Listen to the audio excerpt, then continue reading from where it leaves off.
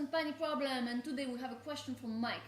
Mike is saying, my girlfriend is beautiful, but she snores like a man. What can I do? Since we moved in together, I can't sleep anymore. This is a very big problem, Mike. I'm going to bring on a new expert to answer to your question. She's young, she's beautiful, and she is specialized about health and body issues. I'm sure she's got your solution.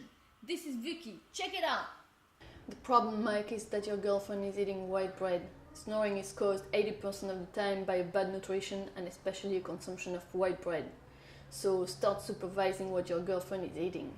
In the morning you can give her nuts, almonds. She can also drink a glass of hot water with olive oil and lemon.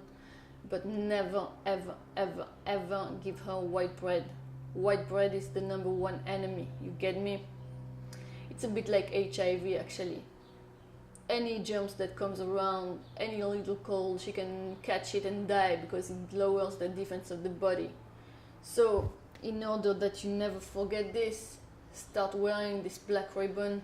It's the ribbon of the black bread awareness.